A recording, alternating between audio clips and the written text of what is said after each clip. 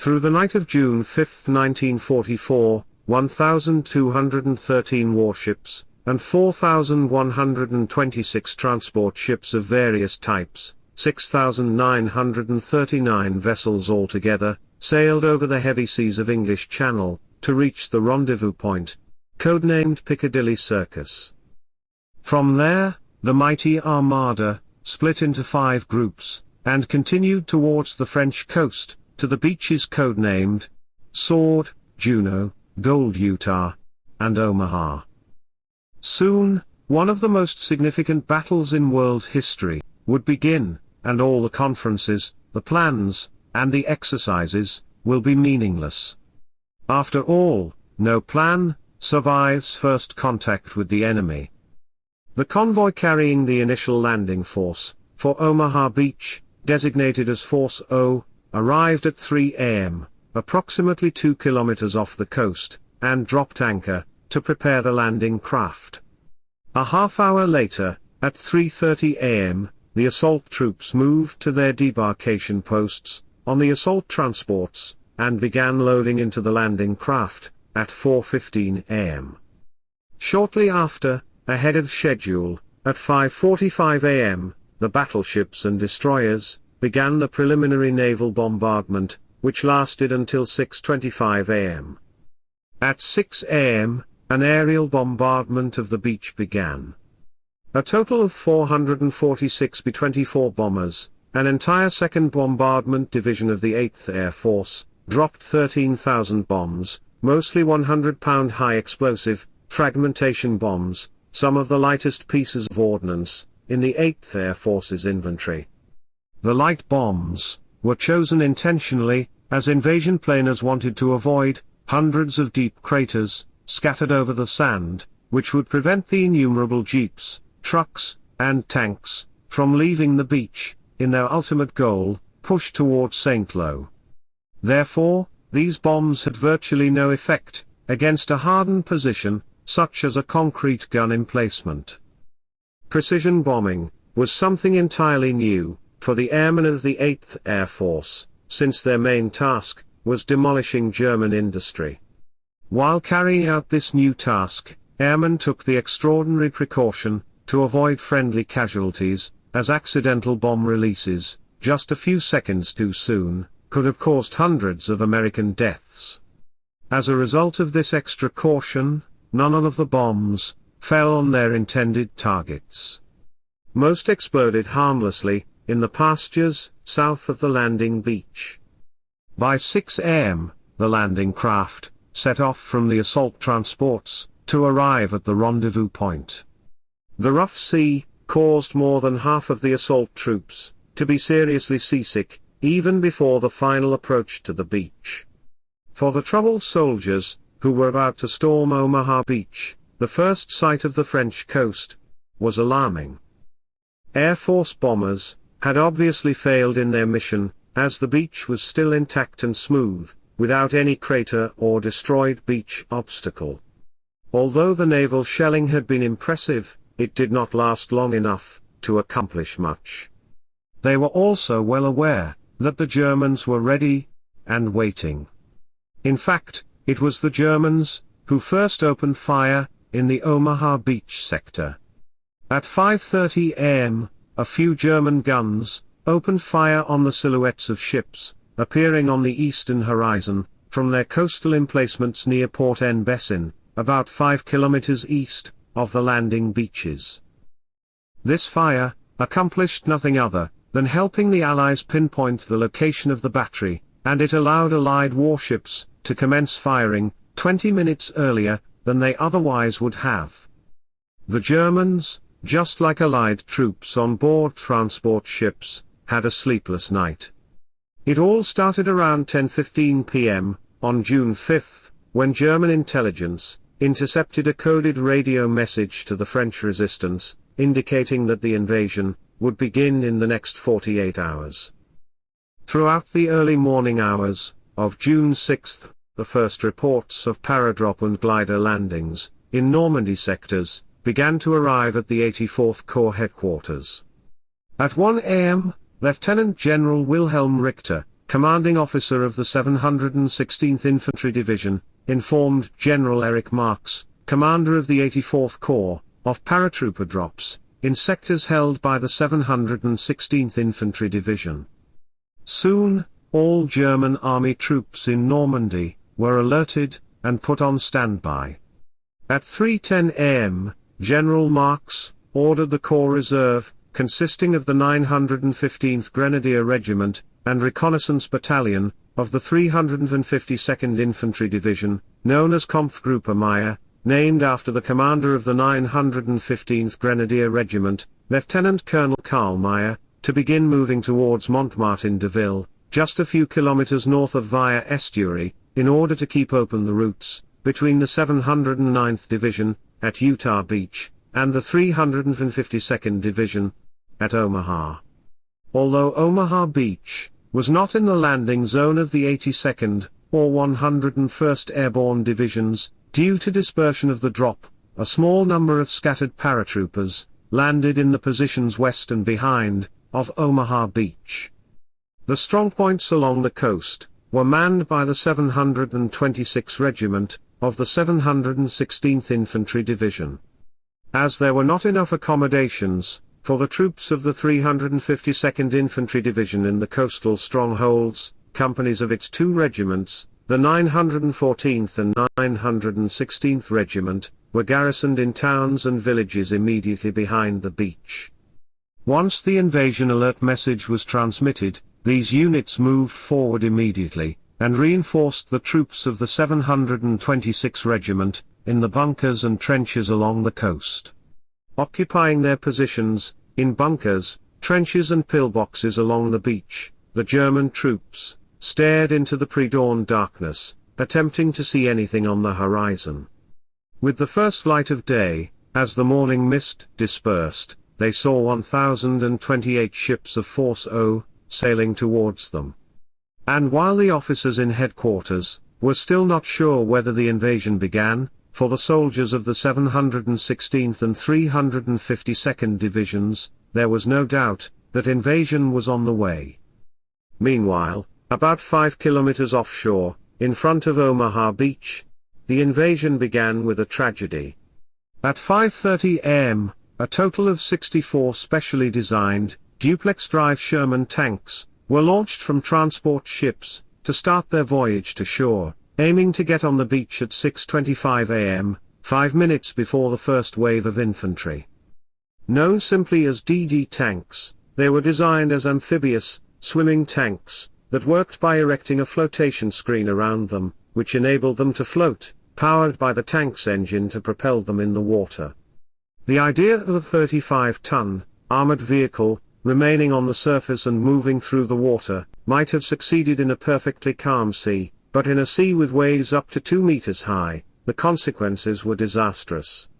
Out of 32 DD tanks, of the 741st Tank Battalion that entered the water, 27 sank, with only 5 making it to shore on easy red. As a result, only 18 of the 48, 741st Battalion tanks reached the shore, and 3 were knocked out by anti-tank guns, almost immediately. The officers of the 743rd Tank Battalion assessed that the water was too rough for the tanks to swim ashore, so they decided to land the tanks directly on the beach. The DD tanks landed on Dog Green and Dog Red beaches at 6:29 a.m., and at about the same time, the regular Sherman tanks with wading trunks landed, so that 40 out of 48 tanks of the 743rd Tank Battalion made it to the shore. The first assault wave, with more than 1,550 exhausted and seasick men, of 9 infantry companies and the breaching teams of the 29th and the 1st Infantry Divisions, began landings at 6:31 a.m. Each company boarded 6 landing craft, which usually carried 31 men and an officer.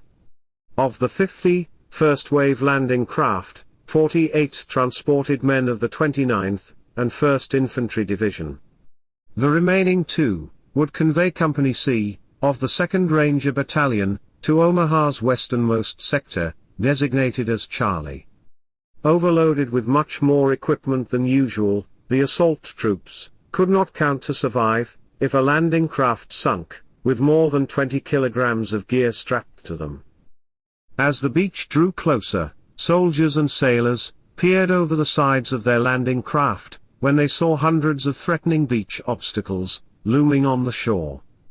Bad weather caused the leak of water in some landing craft, which caused at least 10 of them to sink on their way to the beach, while strong coastal currents pushed others to the east, further increasing the confusion on the beach.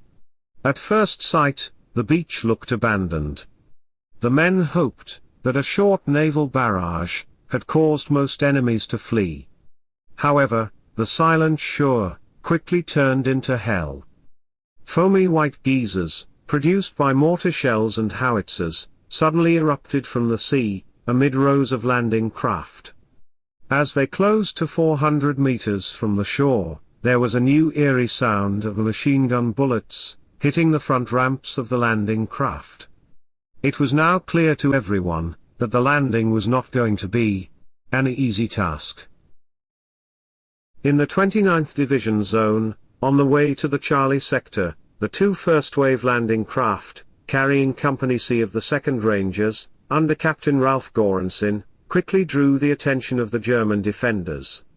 Company C had a difficult mission to clear the heavily defended German strongpoint at the top of the cliff at Point de la Percée.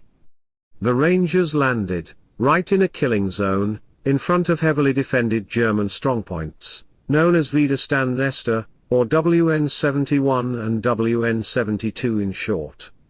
The first landing craft was hit by 3 rounds of 88mm gun, killing at least 12 Rangers. The second landing craft came under heavy machine gun fire as soon as the bow ramp lowered, killing at least 15 men. Company C lost 35 of their 64 men before reaching the base of a cliff at the eastern edge of the beach. Just 100 meters east of the Rangers, at the Dog Green sector, Company A of the 116th Regiment suffered an even worse fate while attempting to land. 2 out of 6 companies' landing craft were lost approaching the shore. The remaining 4 landing craft faced the German machine guns head-on as they got closer to the beach. When the boat ramps opened, it was a massacre. On one landing craft, all 32 men were completely annihilated as they attempted to exit. Every single soldier aboard the craft, including the company commander, Captain Taylor Fellers, was killed. The concentrated machine gun fire also hit the other 3 remaining A companies, first-wave landing craft, killing or wounding most soldiers at boat ramps, while they tried to leave their craft. Many men, further to the rear of the landing craft, leapt over the sides in an effort to avoid deadly fire. Most of them drowned in the deep water. Horrified survivors tried to rush forward, seeking what limited shelter the beach could offer, but again, they were quickly cut down by the Germans, who were eager to finish their deadly job. Within less than 20 minutes, Company A ceased to exist as a combat unit. Out of its 155 soldiers, almost 100 died on Omaha Beach, including most of the company's officers and NCOs. To make the tragedy even worse, the annihilation of the entire company was the work of only 2 or 3 machine gun teams. As for F and G companies, the naval crews piloting dropped their troops well east of their assigned beach sectors. 6 boats of Company G, of the 116th Regiment, had drifted left and beached west, on the Easy Green sector, faced far less gunfire than on other beaches, as grass fires started by the naval bombardment helped obscure the landing area. Company F landed to the right of Company G, immediately on the Dog Red sector. Although the 2 companies suffered heavy casualties, fortunately for them, the landing area was partly shielded by the smoke, saving them from total annihilation.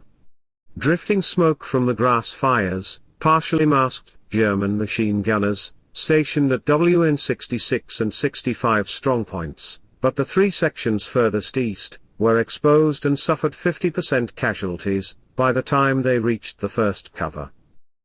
Unlike Charlie and Dog Green sector, in the area where companies F and G landed, the Germans held their fire until soldiers had left the landing craft and advanced through the surf up to the first belt of beach obstacles. Having no place to hide, many F and G company men were shot down immediately as the enemy opened fire. The landing of Company E was most chaotic. Only 2 landing craft ended on the assigned spot at Easy Green, at the eastern end of the 29th Division zone, encountering light defense and losing 2 men, while the others advanced 300 meters to the protection of the sea wall. Because of obstructed identifiable features and confusion on the coast, the remaining 4 landing craft, instead of on Easy Green, landed 1.5 kilometers off target to the east, so much so that its subsequent D-Day experience would fall within the realm of the 1st Division, rather than its own 29th Division.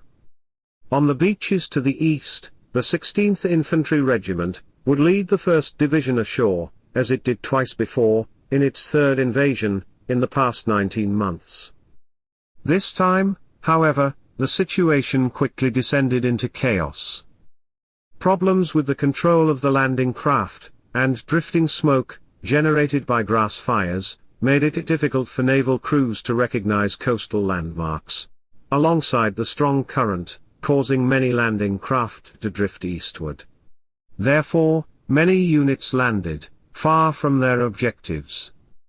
As in the 29th Division sector, in the 1st Division zone also, as soon as the ramps dropped, assault units were subjected to a fusillade of machine gun fire, as they had to wade through neck-deep water, sometimes more than 180 meters away from shore.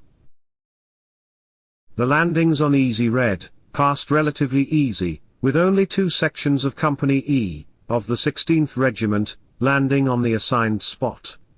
The infantry made it to the shingle with modest losses, but without most of the heavy equipment abandoned on the way to shore.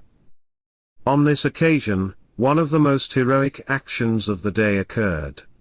A single craft, carrying platoon under the command of Lieutenant John Spaulding, came ashore, exactly on the beach where Company F was supposed to land. Although they attracted heavy fire, on the way from the beach to the shingle, 20 out of 32 men reached the cover unhurt, and by chance, they had stumbled into a vulnerable spot in the German defenses. With the initiative of Sergeant Philip Strexick, a small group of men made the first breakthrough of the day. Sergeant Strexick ran through the gap in the beach obstacles, breached by the engineers at the base of the bluff. Soon, the rest of the platoon followed him, and attacked strongpoint WN62 from behind. The small force began clearing out trenches and pillboxes along the beach, taking many prisoners. In recognition of his actions on D-Day, Sergeant Strexick was awarded the Distinguished Service Cross. Further east, in a junction between Easy Red and Fox Green, a section from Company F came under heavy fire when disembarking from their landing craft, in neck-deep water, and only 14 men reached the shore. Due to the heavy sea, and the strong cross-current, the remaining landing craft, of Companies E and F, of the 16th Regiment, along with the 4 utterly lost landing craft, belonging to Company E, of the 29th Division's 116th Regiment, landed nearly 3 kilometers distant from the sector assigned to them, to on the easternmost part of Fox Green sector. An unfortunate group of 13 landing craft came ashore, directly in front of heavily defended German strong points, designated as WN61 and WN62, facing intense machine gun, rifle and mortar fire. Immediately as ramps dropped, machine gun fire from the bunkers cut a swathe through the disembarking troops. Casualties were high. Of 1 landing craft, only 7 of the original 32 soldiers reached the beach. The overloaded soldiers could not run, advancing slowly without any cover, from the deadly machine gun fire. Men fell, left and right, while the sea was red with blood. A few men hit underwater mines, and were blown out of the sea. The others sought cover behind obstacles that could provide them almost no protection. The result was a slaughter. On Fox Green, the infantry faced a similar fate, as Company A of the 116th Regiment, on the Dog Green sector. On their left, Company L had a difficult time making headway in the heavy sea, losing one of its 6 landing craft several kilometers offshore, due to swamping. Arriving at the beach at 7 a.m., 30 minutes late, the company landed farther east on Omaha Beach than any other unit on D-Day, and had the misfortune of disembarking directly opposite a German strongpoint, atop a 40 meters high bluff, with a perfect field of fire. Surviving men of the Company L piled up against the cliff about 4 meters high, and although suffering 35% casualties, Company L was the only company of the first assault wave to remain a coherent unit. The I Company became even more disoriented. Somehow its 6 landing craft drifted more than a kilometer east of its intended sector. Captain Kimball Richmond, the company commander, noticed the error as they were about to land and ordered the boats to get back to the correct beach. On their way back, the 2 landing craft were swamped and started to sink. The personnel were picked up by a control boat and taken to another ship. Finally, Company I's, the 4 remaining landing craft, came ashore at about 8 a.m., in front of the cliffs at the easternmost edge of Fox Green, about 90 minutes late, when most of the 16th Infantry's follow-on waves had already landed. Besides infantry, combat engineers, organized into breaching teams, also suffered heavy losses. Many were killed while still on the water, when the German artillery hit their rubber boats loaded with explosives. Those who managed to reach the beach were killed or wounded while working on clearing beach obstacles. Despite the heavy losses, engineers managed to break several gaps on the beach, which would prove crucial later in the day. As the invasion unfolded, at H hour on June 6, 1944, and although the first reports were yet to arrive at headquarters, everyone on the ships off Omaha Beach could see that things were going seriously wrong. Most units had landed far off target, casualties were high, the Germans were clearly not the second rate, and there were many more of them on the beach than intelligence had indicated. To make matters worse, subsequent waves of landing craft rushed towards the shore, packed with troops blissfully unaware of the fate that awaited them, and no one could stop them. It seemed that General Bradley's, the greatest show on earth, was not going to be that great at all.